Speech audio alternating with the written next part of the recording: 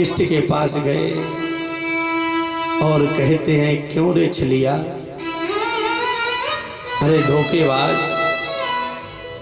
उन गोपियों को छोड़कर आया है जिनने तुझे तन मन धन सब कुछ दिया। तू इधर, समय हो रहा है, भगवान का विवाह भी करना है, कथा तो अनंत है, भगवान की कथा का कोई वर्णन नहीं कर सकता। अगर हम 6 महीने भी बैठ करके सुनाए तो भगवान की कथा पूरी नहीं होगी। लेकिन कल भागवत का विश्राम दिवस है, भागवत पूरी नहीं कह सकते क्योंकि भागवत पूरी हो ही नहीं सकती, हम सालों कथा सुनाते रहे, इसलिए कल विश्राम दिवस है। नियम अनुसार 7 दिन में जो भागवत का विश्राम है वो कल है।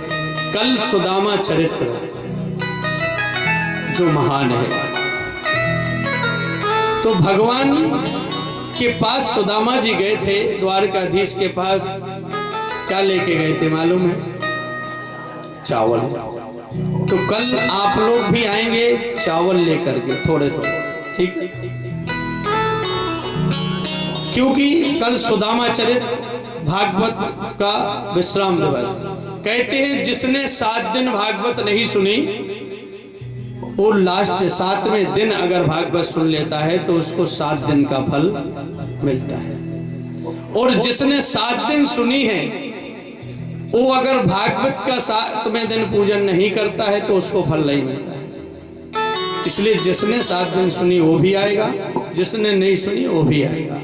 और आकर के कल सुदामा चरित्र भगवान का श्रवण करेंगे और सभी भगवान का जाप करेंगे, आनंद लेंगे, ठीक है? और पहला सूत्र, अगर किसी का फोन आए तो हेलो नहीं बोलना, क्या बोलना? राधे राधे राधे राधे, ध्यान रखना, ठीक है?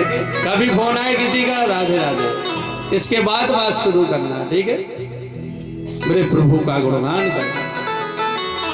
भगवान मथुरा में रहने लगे,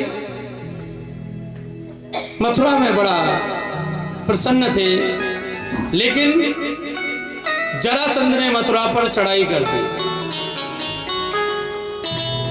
भगवान का विवाह करना है ना, सब लोग बड़े चिंतित हैं, कब विवाह होगा, जल्दी कर देते हैं, ठीक है? सब देखो स्वागत के लिए तैयार है, नाचने के लिए, हाँ? लाल लाल दिख रहे हैं, लाल देख रहे, लाली मेरे लाल की तित देखो तित लाल,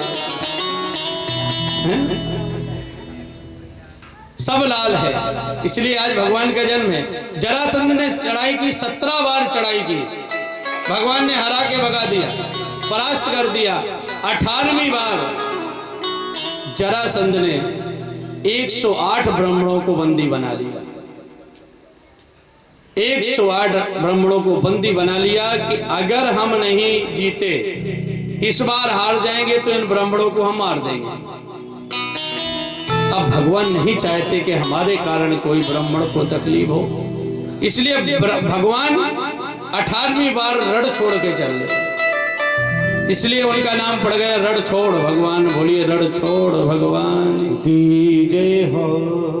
रण छोड़ के चले गए ब्राह्मणों के लिए, और समुद्र किनारे सुंदर सोने की द्वारिका बनाई।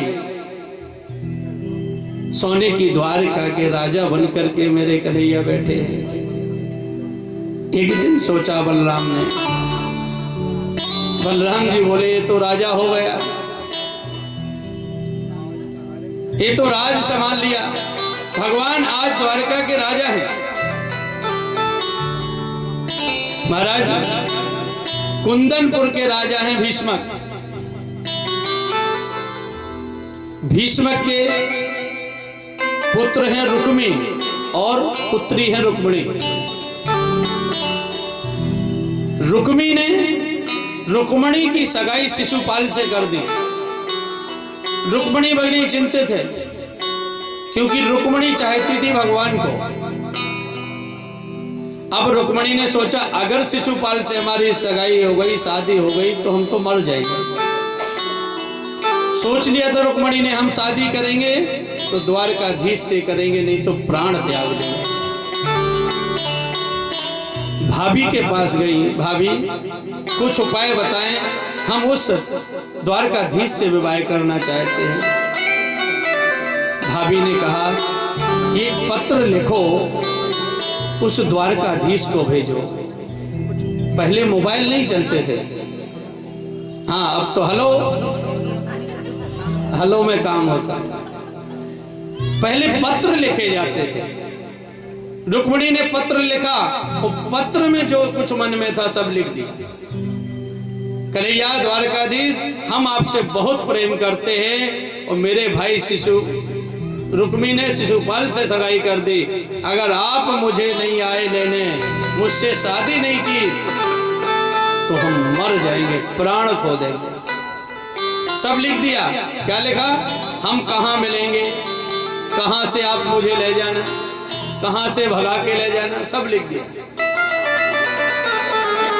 बोले महाराज हमारी शादी होगी, शादी में कुलदेवी की पूजा होती है, और जब हम कुलदेवी की पूजा करने आए आप वहीं मिल जाना, हम धीमे से आ जाएंगे।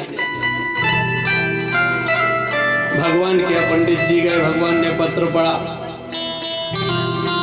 पत्र पढ़ा, पत्र पढ़ के भगवान खुश हुए और पंडित जी से बोले मैं साथ में चलूंगा, चिंता मत करो। भगवान ने रथ सजाया। भगवान किसी को उदास नहीं देख सकते, और रुक्मिणी को कैसे देख सकते हैं। भगवान रथ में बैठे, और जैसे ही हमारे भगवान द्वारकाधीश निकले, बलराम जी रास्ते में मिल गए। बलराम जी ने पूछा कहाँ? अब बड़े भाई से छोटा भाई कैसे कह दे कि हम किसी की लड़की भगाने जा रहे हैं। कन्हैया रह गए, बलराम जी समझ गए, ठीक है। पीछे से बलराम जी ने हजारों सेना भेज दी कि ऐसा ना हो शिशुपाल कहीं हमारे कन्हैया को कुछ कर दे। बहुत चाहते थे बलराम जी। कन्हैया गए, उधर से रुक्मिणी जी पूजा करने के लिए आई।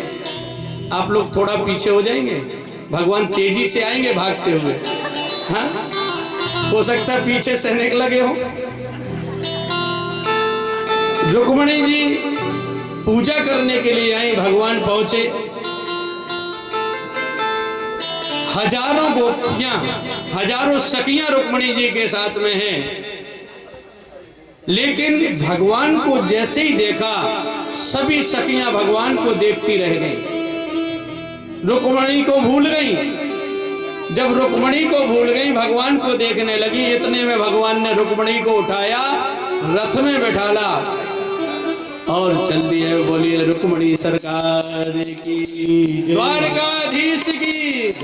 रुक्मिणी कहती है आओ मेरी सखियों मुझे मेहंदी लगा दो, आओ मेरी सखियों मुझे मेहंदी लगा दो, मेहंदी लगा दो मुझे ऐसी सजा दो, मेहंदी लगा दो मुझे ऐसी सजा दो, मुझे श्याम सुंदर की दुल्हन बना दो, मुझे श्याम सुंदर की दुल्हन बना दो। सरकार की, द्वारकाधीश की जय हो, जय हो।